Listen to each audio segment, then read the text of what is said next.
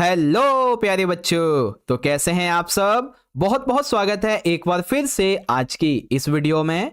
और प्यारे बच्चों, आज का ये 1 घंटे का, जी हाँ, लगभग 1 घंटे का महा episode special video class 9th का आपका जो इंग्लिश का सब्जेक्ट है बच्चों, इसके लिए बहुत ज्यादा इंपॉर्टेंट होने वाला है। क्योंकि आज की इस एक ही वीडियो में आपकी जो विहाइव की किताब है ना बच्चों, ये वाली जो किताब है आपकी, इसकी हर एक पोयम का, जी हाँ बच्चों, जो भी पोयम आपके फाइनल के एग्जाम में आने वाली है, हम लोग हर एक पोयम के मोस्ट इंपॉर्टेंट क्वेश्चन आंसर को इस वीडियो में डिस्कस करने वाले हैं।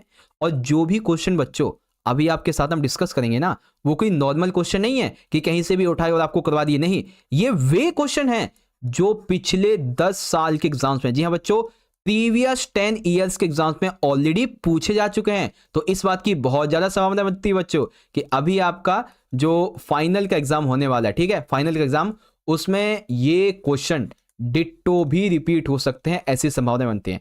दैट्स व्हाई बच्चों आई एम टेलिंग यू कि वीडियो को एंड तक जरूर देखना। हर एक क्वेश्चन आपको मैं line to line, even word to word बहुत अच्छे से समझाने वाला हूं, ठीक है। बस आपने क्या करना है बच्चों, वीडियो को कंप्लीटली एंड तक जरूर देखना है।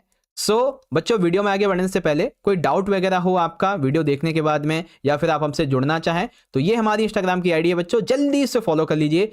चैनल पे आप सभी इस वीडियो के माध्यम से पहली बार विजिट कर रहे हो तो जल्दी से सब्सक्राइब कर लो। अभी तो हम आपको 9वीं पढ़ा रहे हैं ना, नेक्स्ट सेशन से हम आपको 10th भी पढ़ाएंगे इसी चैनल पे, ठीक है ना। तो बिल्कुल चिंता मत करो, हम आपको 9th के बाद 10th 11th 12th हर क्लास पढ़ाएंगे अपने चैनल पे। बस आप जुड़ जाओ हमसे, ठीक है। सब्सक्राइब कर लो और बेल नोटिफिकेशन को ऑल पे सेट कर लेना, ठीक है। Are you guys ready? शुरुआत करें बच्चों अपने बिहाइव के पोएम के इंपॉर्टेंट क्वेश्चन के पार्ट को। तो चलिए शुरू करेंगे। ओके, तो फाइनली प्यारे बच्चों, यहां पे आप देख सकते हैं आज की इस वीडियो का जो हमारा सबसे पहला क्वेश्चन है वो यहां से शुरुआत हो जाता है, जो कि आपकी पोयम है ना, ऑन क्लिंग आ ट्री, इससे संबंधित है। देखिए क्या क्वेश्चन है, what A relationship does the tree have with the earth, यानी कि एक पेड़ का, एक जो हमारी पृथ्वी है, उससे क्या संबंध है, पृथ्वी का और पेड़ के बीच में क्या संबंध है बच्चों। तो लिखेंगे कैसे इसका आंसर, देखो, a tree shares a deep and life sustaining bond with the earth, पेड़ और धरती का बहुत ही गहरा संबंध है जीवनदायन के रूप में। कैसे? The earth nurtures the seed allowing it to sprout and grow into strong tree, धरती जो होती है ना, वो बीज को पोषित करती है, उसे अंकुरित करती है और एक मजबूत पेड़ बनाने में मदद करती है। द ट्री इन रिटर्न, बदले में ट्री क्या करता है, in the tree return helps hold the soil in place preventing erosion, यानी कि जैसे वो होता है ना मृदा का कटाव वगैरह, तो उसको ये रोकती है और मृदा को सुरक्षित रखती है बदले में। Second, the roots firmly anchor into the ground drawing essential nutritions and water, जड़ें जो होती हैं वो मजबूती से जमीन में जम जाती हैं और जमीन के अंदर से अपने पोषक तत्व और पानी वगैरह लेती रहती हैं। The earth also protects the roots from exposure to harsh sunlight and air, ensuring the tree's survival. यानी कि जो धरती है ना, वो सूर्य से आने वाले प्रकाश को जड़ों तक पहुंचाने से रोकती है, उतना ही पहुंचाती जितना जरूरत है, ठीक है। और साथ ही जो बाहर का एयर पॉल्यूशन वगैरह है और भी बहुत सारी दिक्कतें होती हैं, उससे बचाती है। Even if a tree is chopped down, it can regrow from its stump because the earth continues to support it. अगर हम पेड़ को आधा काट देते हैं ना, अगर उसकी जड़ें जमीन में है तो वो वापस से उग जाएगा, और ये किसकी वजह से होता है, धरती की वजह से। In this way, both the tree and earth depend on each other for survival. धरती और पेड़ दोनों एक दूसरे से जुड़े हुए हैं बच्चों, ठीक है। ऐसे करके आपको इसका आंसर लिखना था। चलिए अगला क्वेश्चन देखेंगे। सेकंड क्वेश्चन है बच्चों, what kind of destruction is caused by the violent wind, right your answer in the context of the poem wind, यानी कि बच्चों जो एक खतरनाक हवा होती है, प्रचंड हवा, वो कैसा विनाश करती है, उसके बारे में आपको बताना है कि एक वायलेंट वाइंड किस तरीके का डिस्ट्रक्शन करती है। तो लिखेंगे बच्चों, when the wind blows violently it destroys everything, जब हवा बहुत तेज होती है ना, प्रचंड होती है, तो ये सब नष्ट कर देती है। क्या क्या? It breaks the shutters of the windows, scatters of the papers here and there, knocks down the books, tears their pages and brings heavy rain with it. बच्चों ये जो है ना वो खिड़कियों को तोड़ देती है, खिड़कियों के दरवाजों को तोड़ देती है, जो पेपर्स होते हैं इनको इधर उधर फैला देती है, बुक्स को मेज से नीचे फेंक देती है, और पेज होते हैं जो बुक्स को उनको फाड़ देती है, और साथ ही साथ बहुत खतरनाक बारिश लेके आती है. The strong wind crush and destroys everything that comes in its way. एक खतरनाक हवा, प्रचंड हवा क्या करती है, जैसे तूफान नहीं आता है वैसे ही ये अपने रास्ते में आने वाली हर एक चीज को डिस्ट्रॉय कर देती है. फिर चाहे वो कमजोर घर हो या छोटे मोटे डोर्स हो या छत हो, सबको तोड़ ताड़ के आगे चली जाती है. It cause loss of life. इससे लोगों की जानें भी जाती हैं, प्रॉपर्टी भी जो है होती है वो नष्ट होती है. एक तरीके से a strong wind is cause of destruction of all the weak people. हर कमजोर व्यक्ति के लिए ये बहुत ही खतरनाक होती है. ठीक है, विनाश का कारण बनती है. अब इसी से संबंधित हमारा एक क्वेश्चन और है, क्या कि how does the poet speak the wind in anger और विद ह्यूमर. दैट मीन्स कवि ने हवा को कैसे बताया है कविता में कि कभी गुस्से वाली है या फिर मजाक वाली है. You must also have seen और heard of the wind crumbling lives. What is your response to this. Is it like the poets. बच्चों ऐसा क्वेश्चन एग्जाम में जरूर आता है जिसमें आपको अपने पॉइंट ऑफ व्यू लिखने होते हैं. जैसे कि पोएट ने इस पोएम में क्या बताया कि जो हवा है वो गुस्से वाली है या फिर मजाक वाली है. अब इस मामले में आप ये बताओ कि आपने कभी देखी है ऐसी हवा जो विनाश करती हो, या सुना है कभी ऐसा जो जिंदगियां तहस नहस कर दे. क्या पोएट के लिए सही था, ऐसे बताना है. तो कैसे लिखेंगे बच्चों, the poet has spoken the wind in anger. ठीक है, कवि ने इस कविता में हवा को गुस्से वाला बताया. इट इज सर्टेनली ट्रू, ये सही है. Because of that the wind symbolize the rapid devastation of life and property, destroying homes, means of livelihood, trees and causing great loss to human life. ये सही है. क्यों? क्योंकि हवा जीवन, संपत्ति, इन सभी को तहस नहस कर देती है. घरों को, हमारे आजीविका के साधन को, पेड़ों को, सबको नष्ट कर देती है, मानव जीवन को नुकसान पहुंचाती है. Still I do not completely agree with the poet as every situation has its own pros and cons. मैं कवि की इस बात से सहमत नहीं हूं कि हर स्थिति के अपने फायदे और नुकसान होते हैं. ये जो खतरनाक हवा है इसके क्या फायदे हैं? हाँ, इसके कोई फायदे हैं? इसके तो नुकसान ही नुकसान हमें देखने को मिलते हैं, है ना. ये चीज होती है. फिर if the wind is the cause of damage and destruction, it is also the creator of cool breeze and shooting effect in the weather. अगर हवा नुकसान और विनाश का कारण है तो यह मौसम में ठंडी हवा और सुखदायक प्रभाव का निर्माता भी है, ऐसा पोएट कहता है. ठीक है, लेकिन मैं इस बात से एग्री नहीं करता, क्योंकि मेरे लिए तो भाई ये एक तरीके की बहुत ही खतरनाक चीज है ना. तो ऐसे करके लिखेंगे. ओके, तो चलिए बच्चों अब हम डिस्कस करते हैं अपने अगले क्वेश्चन नंबर 4 को. बड़े ध्यान से देखना बच्चों, क्या कहा गया है. The road not taken symbolize the metaphor of choice made in life. ये जो आपकी पोएम है ना, द रोड नॉट टेकन, ये ना इस चीज को सिंबलाइज करती है कि हमारे जीवन में ना दो रास्ते आते हैं. ठीक है, तो उसी के ऊपर यहाँ पे व्यंग्य किया गया है. Justify the theme of the poem with reference to its title. यानी कि हमें पता है क्या करना है, इस पोएम को ना ढंग से एक्सप्रेस करना है कि ये पोएम इसके हिसाब से ठीक है, टाइटल के हिसाब से क्या टाइटल इसका ठीक है, जस्टिफाई ये करना है हमें. तो लिखेंगे बच्चों, the title the road not taken symbolize the poet's reflection on the choice he did not make. ये जो पोएम है ना, ये उस पर डिपेंड है कि एक बार पोएट के सामने दो रास्ते आए थे कि जिंदगी में से दोनों रास्ते में से कोई एक चूज करना है. तो ये पोएम इस पे लिखी गई है कि जो रास्ता इसने नहीं चुना था. ठीक है, reflection on the choice he did not make. क्या, कौन सी इसने चॉइस को नहीं मेक किया था बच्चों? ऐसी चॉइस, ऐसा path with it represents the opportunities left unexplored and the inevitable consequences of decision making. यानी कि उसे बहुत सारी अपॉर्चुनिटीज मिल सकती थी. ठीक है, और बहुत सारी चीज़ों को वो इविटेबल कर सकता था, एक्सप्लोर कर सकता था, है ना. लेकिन यहाँ पे उसने इसे अनदेखा कर दिया और इसे उसके परिणाम भी देखने को मिले. Proust used the fork in the road as a metaphor, life's choice, emphasizing how one must decide without knowing the exact outcome. यानी कि फ्रॉस्ट जीवन के विकल्पों के रूप में सड़क में कांटे का उपयोग करते हैं. ठीक है, जो आपके पोएट है ना फ्रॉस्ट, वो जीवन में विकल्प के रूप में सड़क के कांटे का उपयोग करते हैं और इस बात पे जोर देते हैं कि किसी को सटीक परिणाम जाने बिना कैसा निर्णय लेना चाहिए ये कैसे पता चलेगा।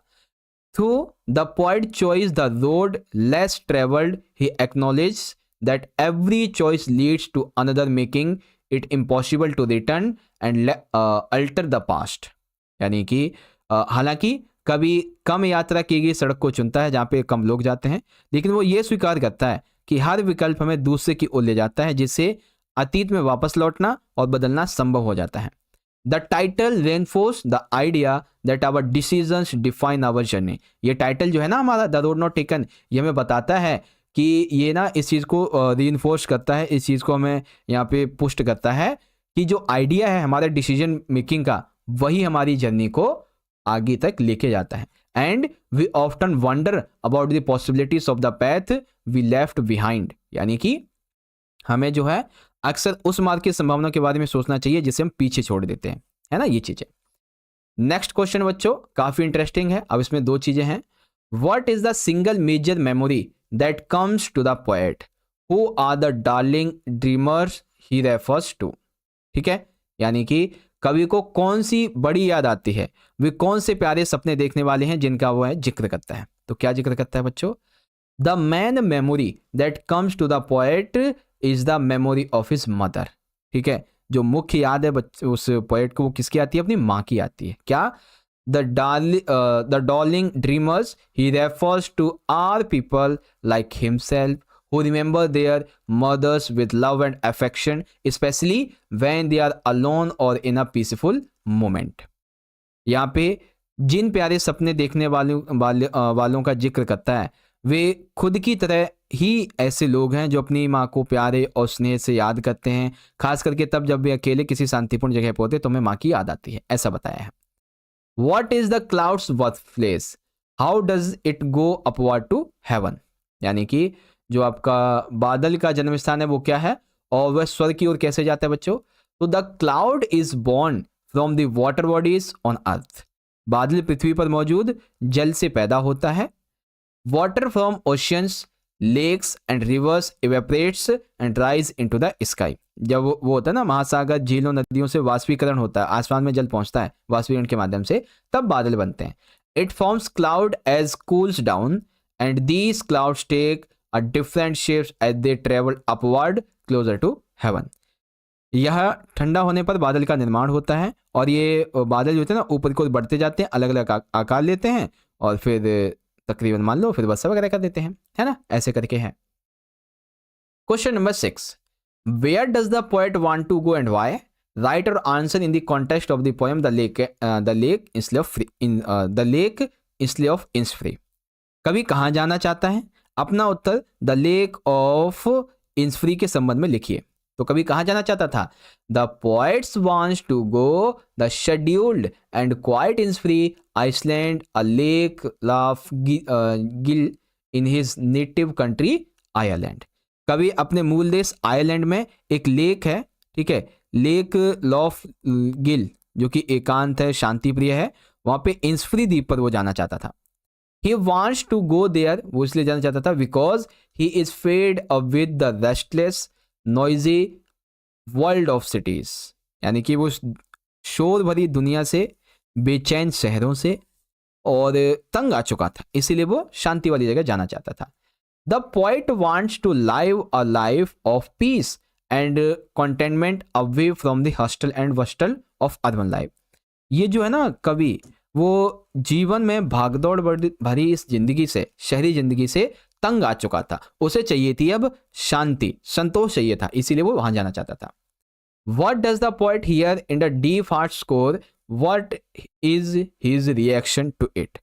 कवि अपने हृदय की गहराई में क्या महसूस करता है और उसकी क्या प्रतिक्रिया होती है? तो लिखेंगे The poet hears the soft music made by the gentle waves of the lake hitting the shore of Innisfree. कवि इंसफ्री के तट पर झील की कोमल कोमल लहरों से उत्पन्न मधुर संगीत को सुनता है। This soothing sound resonate deeply within him sparking a strong desire to visit the island. ये मधुर ध्वनि उसके दिल के भीतरी गहराई में गूंजती है और उस द्वीप पर जाने की इच्छा जागृत करती है। He longs to be surrounded by this tranquil melody in the peaceful setting of Innisfree. वह इंस्फ्री के शांतिपूर्ण वातावरण में इस शांत संगीत से घिरा रहना चाहता है, ऐसा कुछ वो महसूस करता है। ठीक है, अब आता है क्वेश्चन नंबर 7। देखिए क्या कहा गया इसमें, discuss what these phrases mean to you from the poem the road not taken. ठीक है, द रोड नॉट टेकन के संबंध में ये फेरा आपको दिए जाते हैं, जैसे कि अ येलो वुड यानी कि पीला जंगल या फिर एक पीली लकड़ी। तो ये अ येलो वुड यानी कि एक पीली लकड़ी। A yellow wood, a yellow wood, a yellow forest symbolize the rotting and decaying leaves that had turned yellow and filled the forest. एक पीली लकड़ी, पीला जंगल या पीली लकड़ी उन सड़ते और क्षय होते पत्तों का प्रतीक है जो पीले पड़ गए हैं और जंगल में ज्यादा भर गए हैं। It was grassy and wanted wear, यानी कि यह घास से भरा हुआ था और घिसा हुआ था। ठीक है, तो इसका क्या मतलब है, the phrases describe the road that is filled with grass, यानी कि जो रोड है वो घास से भरा हुआ है। The worn out path further highlights the idea that it was not used much by traveller. जो घास से भरा हुआ है इसका मतलब ये कि इसको ज्यादातर लोगों ने यूज नहीं किया है, इस पे ज्यादा लोग गए नहीं हैं।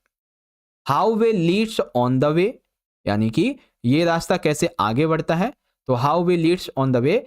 This phrase symbolize certain decisions taken by a person in life that may pave the way for several other decisions in the future. ये वाक्यांश जीवन में किसी व्यक्ति के द्वारा लिए गए कुछ निर्णयों का प्रतीक है जो भविष्य में कई अन्य निर्णयों का मार्ग प्रशस्त भी कर सकता है ना, ये चीजें। क्वेश्चन नंबर 8 बहुत इजी क्वेश्चन है। Right a brief note on the theme of Robert Frost poem the road not taken. बच्चों ये जो पोएम है आपकी, इसके बारे में आपको एक छोटी सी टिप्पणी लिखनी है। इस पोएम के बारे में आपने क्या पढ़ा, क्या समझा, तो लिखेंगे the poem revolves around the theme of choices and decision making. ये कविता विकल्प और निर्णय लेने के इर्द गिर्द घूमती है। The two roads symbolize the different paths life offers, each representing a different set of opportunities and consequences. ठीक है, दो सड़कें जीवन के द्वारा पेश किए जाने वाले अलग अलग रास्तों का प्रतीक हैं, जिसमें अलग परिणाम होते हैं, अलग अवसर मिलते हैं। तो आगे क्या लिखा है बच्चों कि the poet captures the dilemma everyone faces when making important life decisions. यानी कि कवि ने महत्वपूर्ण जीवन निर्णय लेते समय हर किसी के सामने ऐसी दुविधा होती है कि उसे ना दो रास्तों में से कोई एक चुनना होता है। ठीक है, एक वो होता है one road is well travelled offering safety and predictability, while the other is less explored, full of challenges but with the potential of greater reward. एक रास्ता तो वो है बच्चों जिसपे सब चलते हैं, जिसे बेड़ चाल कहते हैं एक तरीके से, है ना, जिसपे हर कोई व्यक्ति चलता है, उसमें सेफ्टी भी होती है और वो इजीली प्रेडिक्ट कर सकता है कि वो किस टाइम पे कितना आगे बढ़ सकता है। एक दूसरा रास्ता होता है जिसपे बहुत कम लोग चलते हैं, उस पे चैलेंजेस बहुत ज़्यादा होती हैं, ठीक है, लेकिन अगर किसी के अंदर पोटेंशियल है तो वो ग्रेट रिवॉर्ड हासिल कर सकता है। The poem suggests that those who take risk and choose the unconventional path, often achieving something unique and extraordinary, then they will definitely successful. यानी कि जिन लोगों ने जो दूसरा रास्ता चुना है, जिन लोगों ने रिस्क लिया है, वो डेफिनेटली अपने जीवन में सक्सेस जरूर होंगे, ऐसा कुछ लिखा हुआ है। ठीक है, तो ऐसे आप पढ़ लेंगे। अगला देखते हैं बच्चों, क्वेश्चन नंबर 9 है बच्चों, what do the last 4 lines of the poem mean to you in the answer in the context of beehive wind। आपकी जो पोएम है ना beehive, ठीक है, मतलब beehive की पोएम wind, इसमें wind की जो लास्ट की 4 लाइन्स है उसका आपके लिए क्या मीनिंग है। तो जब आप लास्ट के 4 लाइन्स पढ़ेंगे तो उसका मीनिंग ये है, in the last 4 lines the poet compares the strong wind to challenges in life. ठीक है, लास्ट के 4 लाइन्स में कवि ने तेज हवा की तुलना जीवन की चुनौतियों से की है। He encourages readers to face difficulties with courage and determination। यहाँ पे लेखक ने, यहाँ पे पोएट ने रीडर्स को, पाठकों को साहस से और दृढ़ संकल्प के साथ कठिनाइयों का सामना करने के लिए प्रोत्साहित किया है। The lines, the wind blows out weak fires, he makes strong fire draw and flower। ये जो लाइन है ना, 2 लाइन ये मैंने लिख दी है, ठीक है। The line suggest that hardship weaken those who are fragile but make strong individuals even stronger, ठीक है। और ये पंक्ति हमें बताती हैं कि कठिनाइयां उन लोगों को कमजोर कर देती है जो कमजोर होते हैं, लेकिन मजबूत व्यक्ति को और भी मजबूत बना देती है। जैसे कहावत है ना कि अगर आपके सामने समस्या आई और आप उससे डर गए तो वो आप समस्या आपके ऊपर हावी हो जाएगी, लेकिन अगर कोई चैलेंज आपके सामने आता है, आप उसे फेस करते हो, वो चैलेंज ऑटोमेटिकली आधा चैलेंज खत्म हो जाता है आपका फिर, है ना, क्योंकि आपके अंदर उसको फेस करने की हिम्मत है। और डर गए तो फिर समझो डर गए। The points message is to accept challenges and grow through them instead of fearing them. जो हमारे पास चैलेंजेस आती है, समस्याएं आती है, हमें उन्हें एक्सेप्ट करना चाहिए और उनसे डरना नहीं चाहिए, हमें उसका सामना करके अपने आप को ग्रो करना चाहिए। ये चीजें हैं, ठीक है। Question number 10। अब इसमें ना 3 क्वेश्चन है बच्चों। क्या क्या? What is a legend? Why is the poem called a legend? ठीक है, लेजेंड क्या है, यानी कि किदवंती क्या है, और इस कविता को लेजेंड क्यों कहा गया है? तो बच्चों, a legend is a traditional story passed down over time often containing moral lesson of और कल्चरल सिग्निफिकेंस। ये एक पारंपरिक कहानी है जो समय के साथ आगे बढ़ती है, जिसमें अक्सर नैतिक शिक्षा या सांस्कृतिक महत्व को बताया जाता है। This poem is called a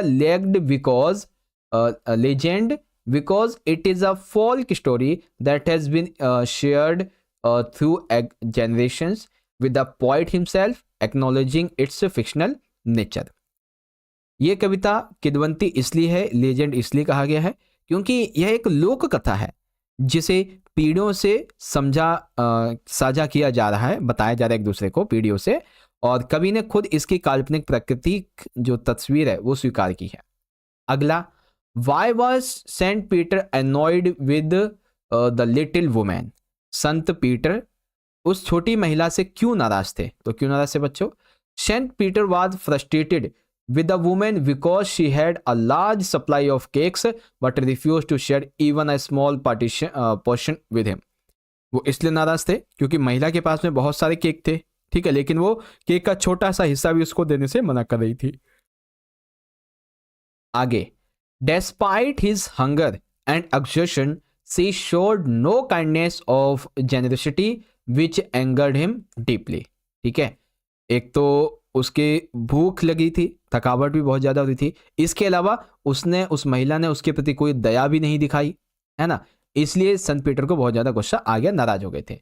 in this story which part of this poem do you feel is it the most important? इस पोएम में अ लेजेंड, ठीक है, इस पोएम में कौन सा पार्ट आपको सबसे अच्छा लगता है, इसके बारे में आपको यहां पे बताना है, जो भी पोर्शन आपको अच्छा लगे। तो बच्चों, इंपॉर्टेंट और अच्छा, this is not a true story, हालांकि ये एक सच्ची घटना नहीं है, but rather a folk tale passed down through generations to teach a moral lesson about kindness and generosity. यानी कि ये कोई सच्ची कहानी तो है नहीं, इसमें दयालु, उदारता, इसके बारे में नैतिक पाठ पढ़ाने की बात की गई है जो पीढ़ियों से चली आ रही है ना। तो ये लोक कथा एक तरीके से। The most significant part of the poem is when the women is turned into a woodpecker which serves as a reminder that selfness and greed are punished. मेरे लिए इस कविता में सबसे महत्वपूर्ण पार्ट वो था जब महिला को कट फोड़वा बना दिया जाता है, लकड़ी में चोंच मारने वाला एक पक्षी बना दिया जाता है, ठीक है, और इससे पता चलता है कि स्वार्थ और लालच ही हमारी जो पनिशमेंट का कारण बनता है, कुछ ऐसी बातें हैं, ठीक है। तो ये हो गया हमारा क्वेश्चन नंबर 10। अगला देखते हैं क्वेश्चन नंबर 11। इसमें पूछा गया है, do you think the old lady would have show ungenerous, ठीक है, अनगॉर्जियस if she had known who Saint Peter really was, what would she have done then? यानी कि क्या आपको लगता है कि अगर बूढ़ी महिला को ये पता होता कि संत पीटर वास्तव में कौन थे, तो क्या वो इतनी दरिद्र होती, इतनी उसके साथ में ऐसे बिहेव करती? ठीक है, आपको क्या लगता है? तो लिखेंगे, even if a old lady knew who sent Peter was, her greed would likely have prevent her from being generous। भले ही बूढ़ी महिला को सब पता होता कि संत पीटर कौन है, लेकिन उसका लालच उसे उदार होने नहीं देता। The poem portraits her as selfish, unwilling to share even with someone in need. इस पोएम में बताया गया कि वो सेल्फिश है, वो अपनी कोई चीज़ शेयर नहीं करती है, अगर किसी को जरूरत होगी तो भी नहीं। It's likely she would not have learn her lesson without the harsh punishment which ultimately transform her into a woodpecker. ठीक है, उसे जब तक कोई सबक नहीं सिखाया जाएगा, कोई अच्छी पनिशमेंट नहीं मिलेगी, तब तक वो कुछ नहीं सीखेगी, और इसी ग्रीड, इसी लालच की वजह से वो एक वुड पैकर बन जाती है बच्चों। ठीक है, क्वेश्चन नंबर 12 क्या लिखा हुआ है बच्चों? A slumber did my spirit seal says the poet. Poet कहता है, मतलब ये आपका है ना कि पोएम जो है ना, अ स्लम्बर डिड, कौन सी? A slumber did my spirit seal. कभी कहते हैं कि एक नींद ने मेरी आत्मा को सुला दिया। That is a deep sleep closed off his soul और माइंड। यानी एक गहरी नींद ने उनकी आत्मा यानी कि मन को बंद कर दिया। How does the poet react to his loved ones death? Does he feel bitter grief और डज ही फील ग्रीपियश? यानी कि कभी अपने प्रियजन की मृत्यु पर उसकी प्रतिक्रिया कैसी रही? क्या उसे दुख हुआ, उसे कुछ शांति महसूस हुई? इसके बारे में तो लिखेंगे बच्चों, the poet is deeply affected by his beloved's death but his reaction can not be described as bitter grief. कभी अपनी प्रेमिका की मृत्यु से बहुत ज्यादा दुखी था, लेकिन उसकी प्रतिक्रिया कोई कड़वा दुख नहीं है ऐसा दिखा रही थी। He feels numb and detached as if all human emotions have been sealed away। यानी कि वह सुन्न पड़ गया था, अलग थलग हो गया था, कुछ उसे समझ में नहीं आ रहा था। जैसे सभी मानवीय भावनाएं होती हैं वैसे ही उसकी भी ऐसी थी। ठीक है, टुवार्ड्स द एंड, अंत में he finds her presence in nature, believing that she continues to exist in the earth cycle, moving with rocks, stones and trees। अंत में वह प्रकृति में उसकी उपस्थिति को पाता है, अपनी प्रेमिका को, और यह विश्वास करता है कि पृथ्वी के चक्र वो मौजूद है, जैसे कि चट्टाने, पत्थर, पेड़, इनके साथ। ठीक है, however this does not bring him great peace either. ठीक है, हालांकि इससे उसे बहुत ज्यादा शांति नहीं मिलती है। His emotions seem uncertain, caused between loss and the unusual sense of connection with nature. ठीक है, यानी कि उसकी भावना अनिश्चित लगती है, जो कि नुकसान और प्रकृति के साथ जुड़ाव की एक असामान्य भावना के बीच में फंसी हुई है। ठीक है, क्योंकि उसकी प्रेमिका जो है वो अब प्रकृति में विलीन हो चुकी है, ऐसा कुछ बताया गया है। ठीक है, तो ऐसे करके आप इसको देख सकते हैं। चलिए अगला क्वेश्चन देख लेंगे, क्वेश्चन नंबर 13। अब इजीली बच्चों आप यहां से पढ़ सकते हैं कि how does the poet imagine her to be after death.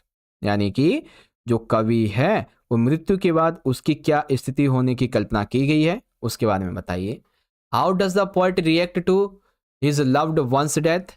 ठीक है, ये क्वेश्चन आप देख लो, वैसे तो ऑलरेडी मैंने आपको करवा दिए हैं। ठीक है, यहां से देख लेना सारे क्वेश्चन और इसके आंसर। अगला है क्वेश्चन नंबर 14। इसमें कहा गया है कि right a brief note on the theme of Robert Frost poem the road not taken. तो बच्चों ये क्वेश्चन मिलता जुलता उसी क्वेश्चन का जो अभी मैंने आपको ऊपर करवाया है, तो ये क्वेश्चन भी आप इजीली रीड आउट कर सकते हैं। ठीक है, क्योंकि इससे संबंधित क्वेश्चन ऑलरेडी आपको मैं समझा चुका हूं। आंसर सेम है, बस क्वेश्चन का तरीका पूछने का बदल दिया गया। Question 15, what problem did the poet face while standing at the intersection of the two roads। That means कि दो सड़कों के चौराहे पे खड़े होकर कवि को कैसी समस्या का सामना करना पड़ा। The poet struggled with making a choice as both roads seemed equally inviting। कवि को चुनाव करने में संघर्ष करना पड़ा। क्यों? क्योंकि दोनों ही रास्ते समान रूप से उसे आकर्षित लग रहे थे। He was aware that once he chose a path, he might ever return to explore the other। उसको ये पता था कि अगर मैंने एक बार निर्णय ले लिया किसी रास्ते पे जाने का, तो मैं वापस आके दूसरे रास्ते को एक्सप्लोर नहीं कर पाऊंगा। Being adventurous at heart, he wanted to take the road that offered something new and different। यानी कि एक बोलते हैं ना कि साहसी व्यक्ति होने के कारण, ठीक है, दिल से साहसी होने के कारण वह उस रास्ते पे चलना चाहता था जो कुछ नया हो, कुछ अलग प्रदान करे। He believed that one should not always opt for the easier, well-trodden path, but should be willing to face challenges for personal growth and success. वो कहता है कि किसी को हमेशा आसानी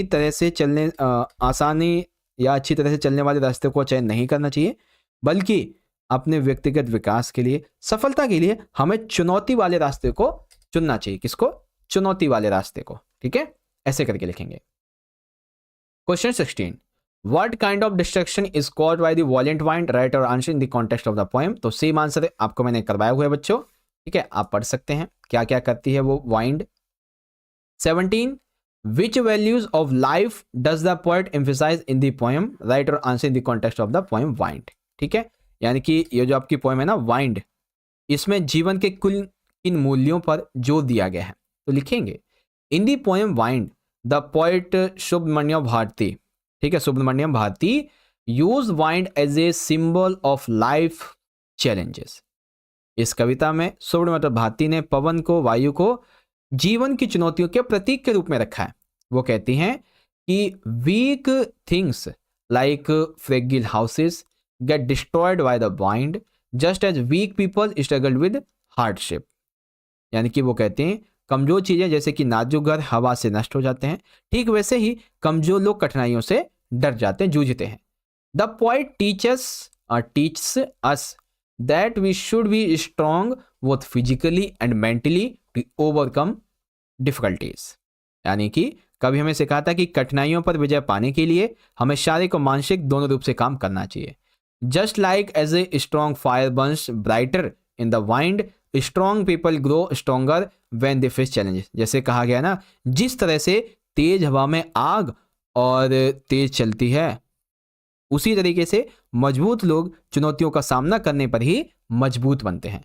the poet encourages us to face problems bravely instead of fearing them. Poet हमें इस बात को इनकरेज करता है कि हमें प्रॉब्लम्स को फेस करना चाहिए, ठीक है, ना कि उससे डरना चाहिए। ये बातें हैं। ओके बच्चों, ऐसे करके आपको करना है ये आंसर, एंड मे बी आपको समझ में आ चुका होगा।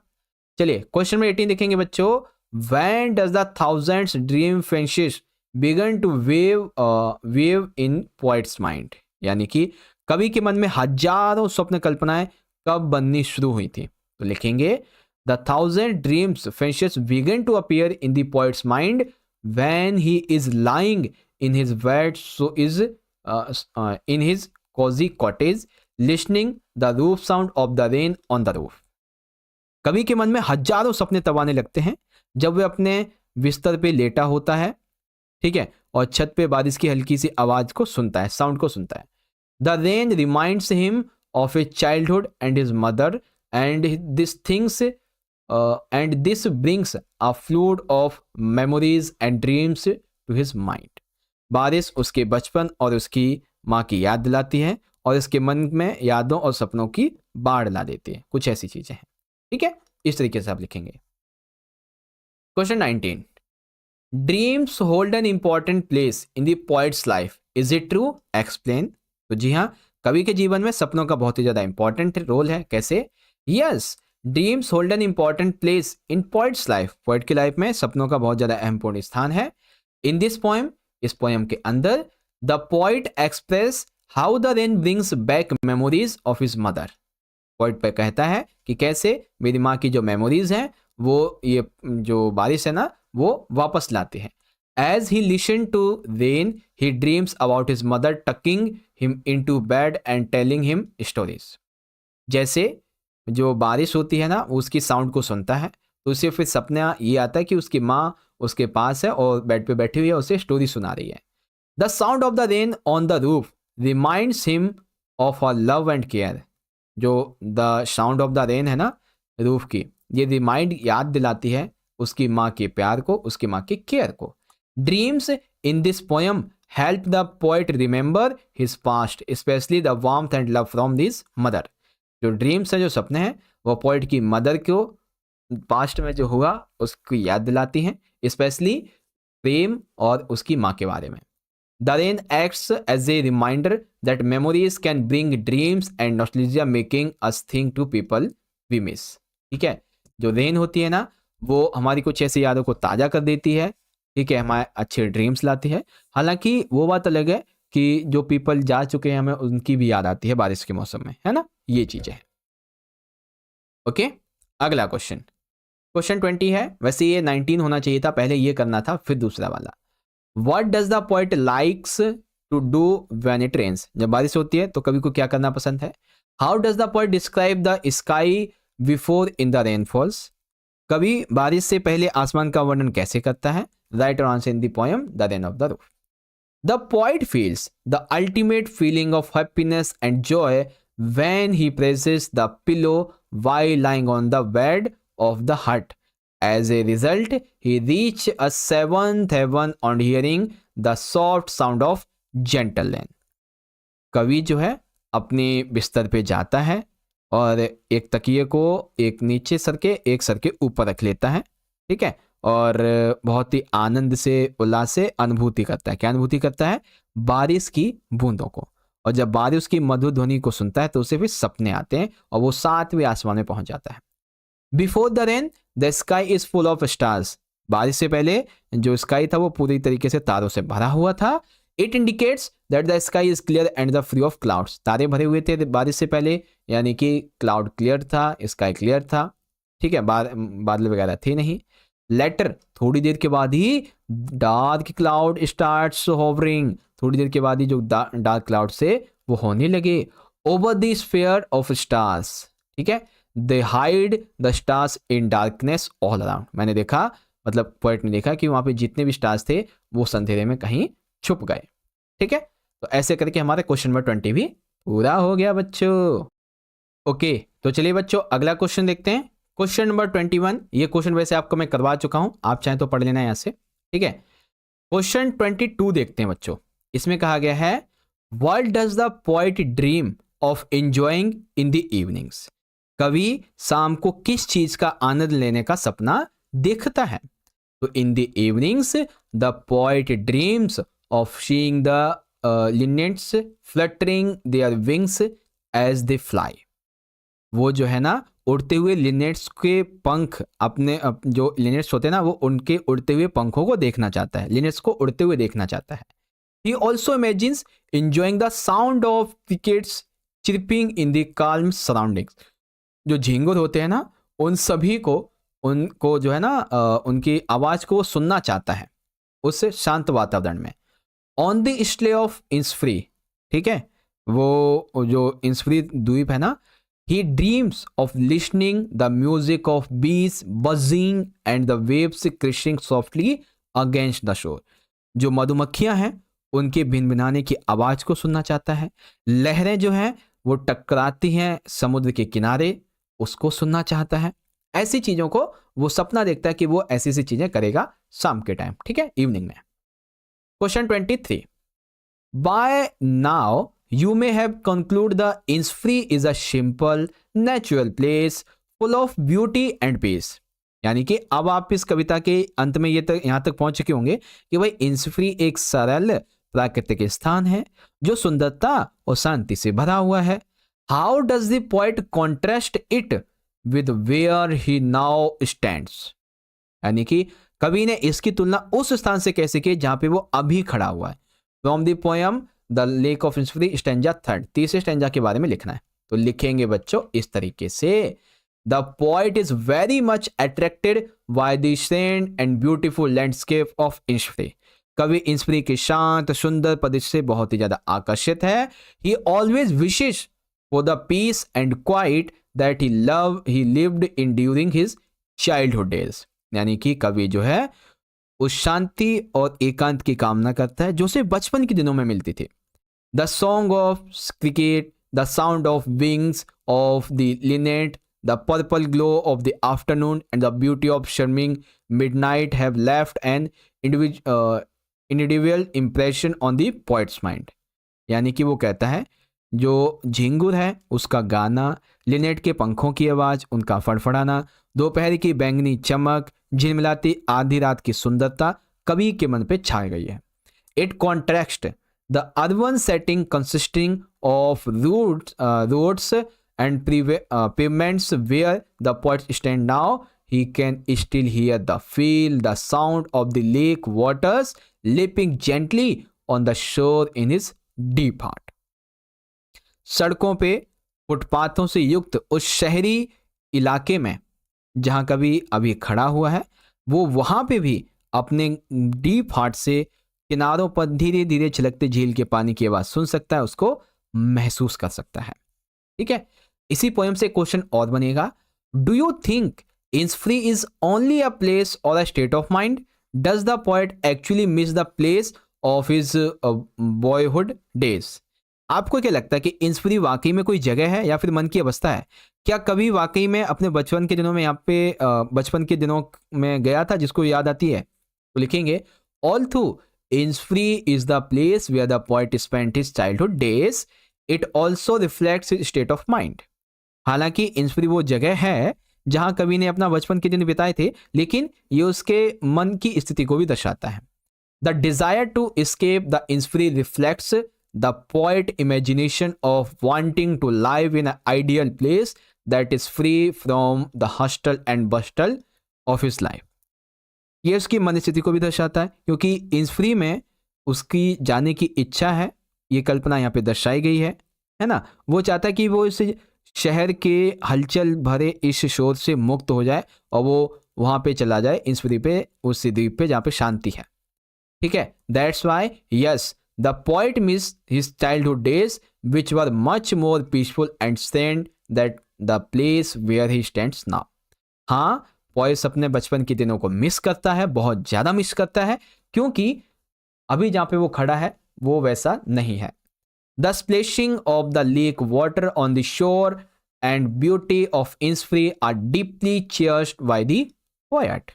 ठीक है, यानी कि किनारे पर झील के पानी की छींटें, इंसफ्री की सुंदरता कवि के द्वारा दिल में गहराई तक संजोई जा चुकी है ना। इस तरीके से लिखेंगे। क्वेश्चन नंबर 25 है, how does the poet contrast city life with life in natural surroundings? कवि ने शहरी जीवन और प्राकृतिक परिवेश के जीवन के बीच में क्या अंतर बताया? तो लिखेंगे, the poet contrast city life which he finds noisy and full of traffic with the peaceful life he imagines of on Innisfree. कवि शहर के जीवन की तुलना करता है, वहां पे शोरगुल यातायात से भरा हुआ है, जबकि इंसफ्री में शांतिपूर्ण जीवन की कल्पना करता है। He does not describe city life directly, but he strong desire to escape the Iceland to the Icelands show how much the longs for the calmness of nature। ठीक है, वह सीधे शहरी जीवन का यहाँ पे वर्णन नहीं करता है, लेकिन वो द्वीप पर जाने की अपनी तीव्र इच्छा को प्रदर्शित करता है और प्रकृति की शांति में रहना चाहता है, ऐसा बताता है।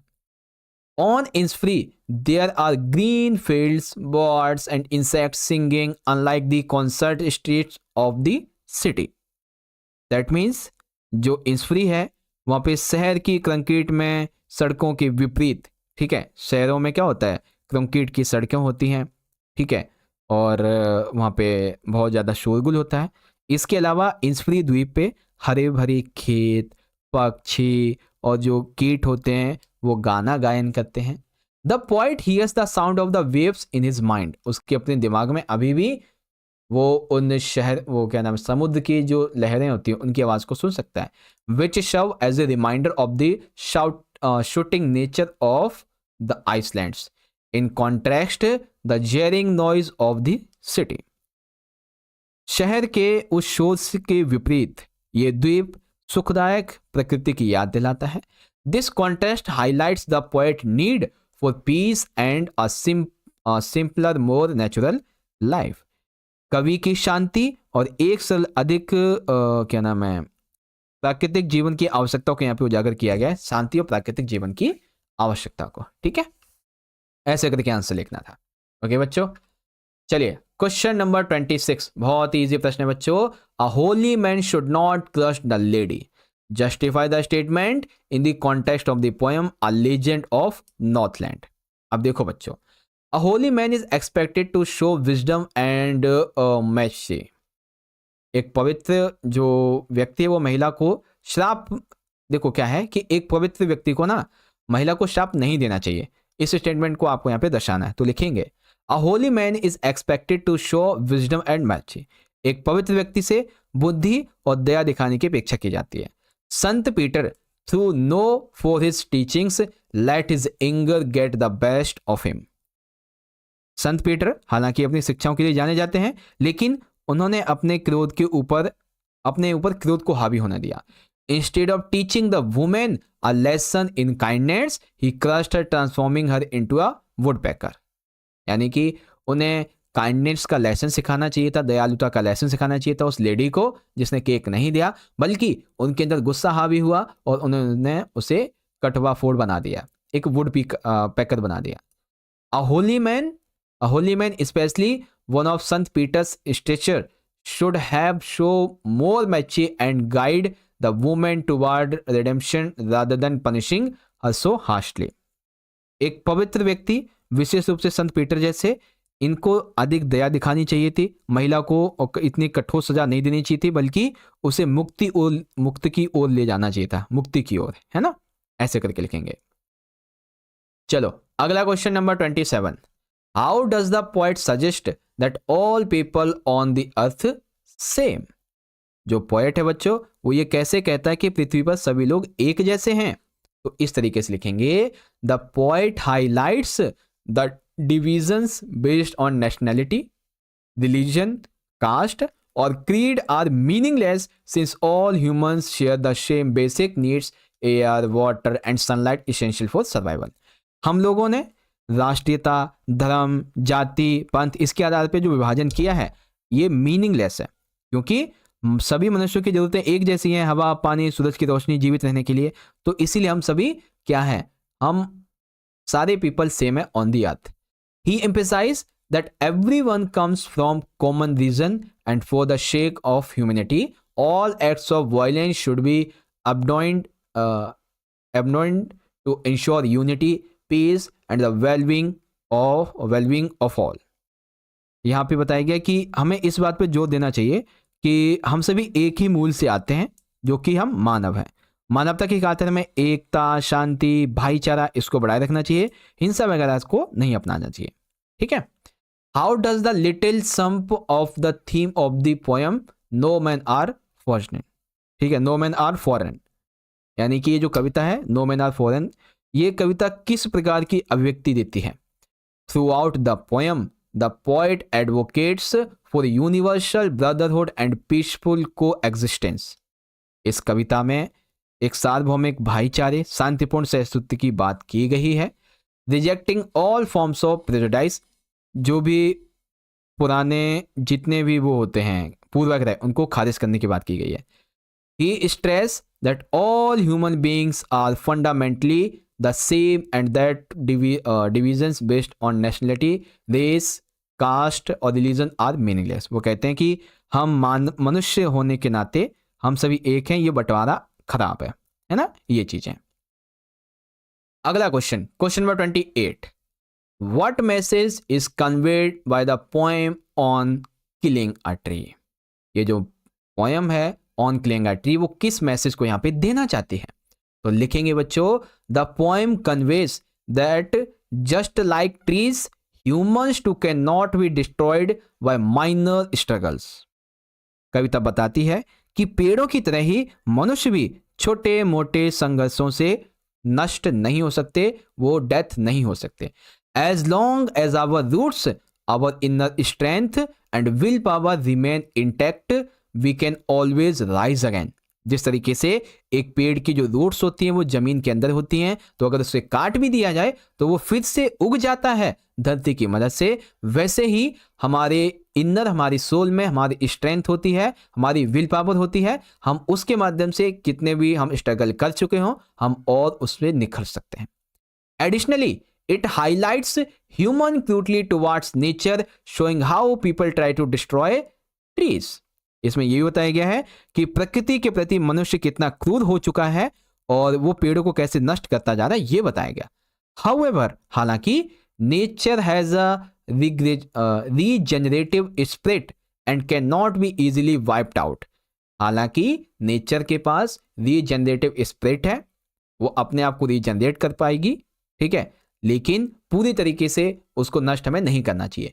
It possess the power to revive itself despite destruction. ये बताती है कि अगर हमें कितनी भी दिक्कतें आ जाएं, ठीक है, कितनी भी हम नष्ट हो जाएं, हम वापस से इसको अच्छा प्राप्त कर सकते हैं, कुछ ऐसी बातें हैं, ठीक है। तो ये मैसेज है ऑन क्लिंग अ ट्री का। अगला question, the poet says no in the beginning of the third stanza, what does he mean by this on cling a tree. ठीक है, अब ध्यान से देखिएगा बच्चों, कवि ने तीसरे छंद के आरंभ में कहा है, कहता है नहीं, इसका क्या मीनिंग है? पोइट नो कहता है, इसका क्या मीनिंग है? The word no marks a shift in poet's argument, emphasizing that just cutting the tree is not enough to kill it. ये जो नो वर्ड है, ये कवि के तर्क में बदलाव को दर्शाता है, जो इस बात पे जोर देता है कि पेड़ को सिर्फ वो काटने से वो मरता नहीं है। Since it roots remain deeply embedded in the earth the tree will regrow. पेड़ को आप कितना भी काट दो, जब तक उसकी जड़ें जमीन के अंदर हैं, वो फिर से रीग्रो कर जाएगा।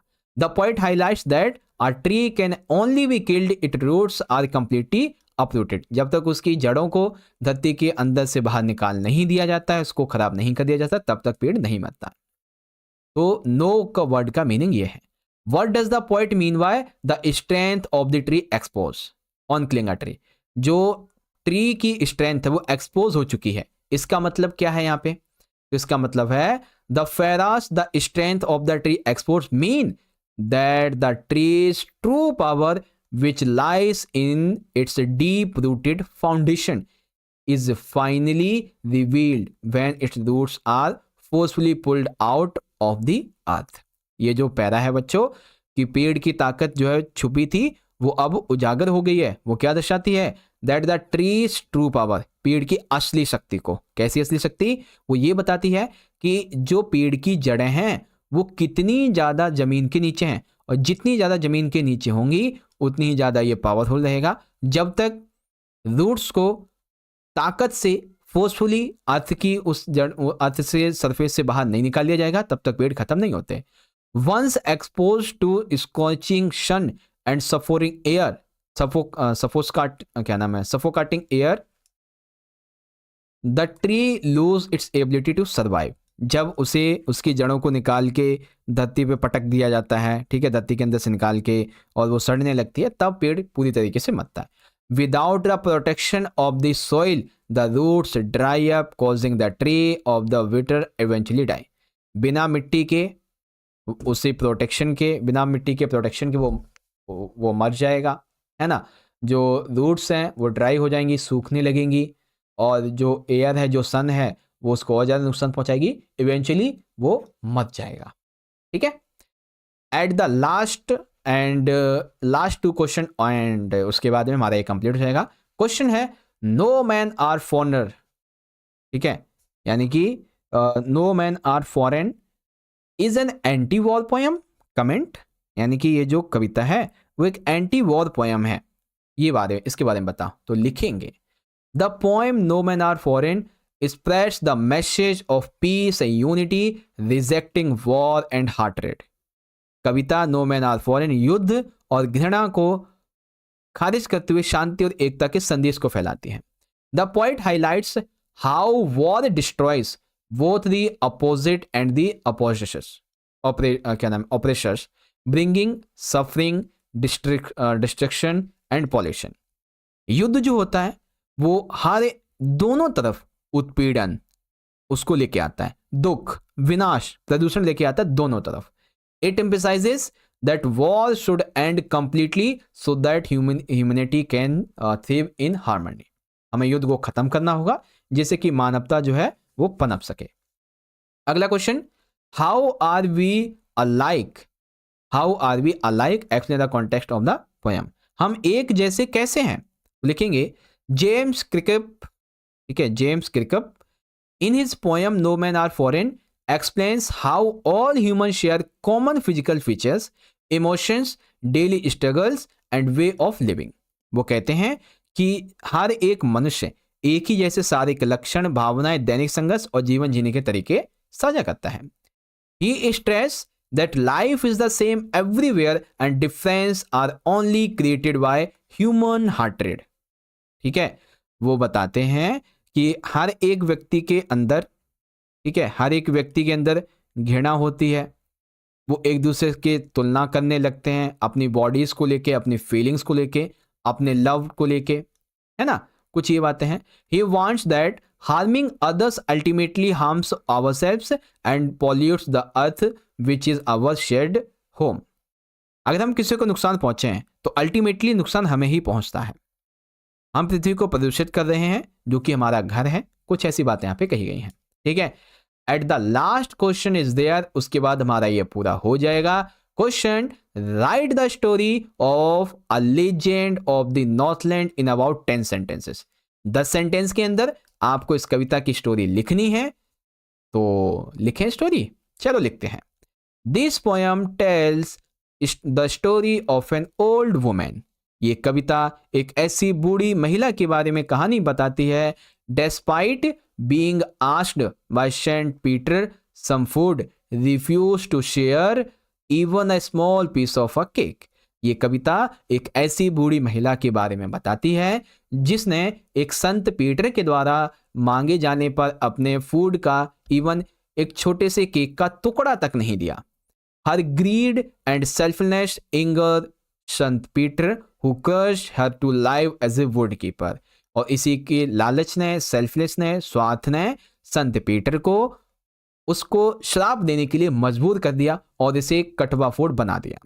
She is condemned to bore into trees for food just as she had refused to offer food to a sant। अब जो है वो क्या करती है, भोजन के लिए पेड़ों में छेद करने की उसे सजा मिली, ठीक वैसे ही जैसे संत को भोजन देने से उसने मना कर दिया था। Her clothes are burned, leaving only a cap, and she flies out through the chimney as a bird। उसके कपड़े जला दिए गए जाते हैं, केवल एक टोपी बची रहती है और वह एक पक्षी के रूप में चिमनी से बाहर उड़ जाती है। From that day, उसी दिन से she continues to pick a wood for survival। अब वो जीवित रहने के लिए अब लकड़ी पे चोंच मारती रहती है, ठीक है। तो कुछ इस तरीके से बच्चों आपके ये क्वेश्चंस थे एंड आई होप आप सभी को ये जितने भी क्वेश्चन मैंने यहाँ पे बताए हैं इजीली सब कुछ यहाँ पे समझ में भी आ गए होंगे बच्चों इससे पिछली वीडियो में, ठीक है, अभी थोड़ी देर पहले ही मैंने ना आपको आपके जो चैप्टर्स हैं बिहाइव के, आपके जितने भी चैप्टर्स हैं इसके एक वीडियो प्रोवाइड की थी, ठीक है, वीडियो, और उसको विद इन 4 to 5 आवर्स 15-20 हजार बच्चे देख चुके हैं। I am very happy for that.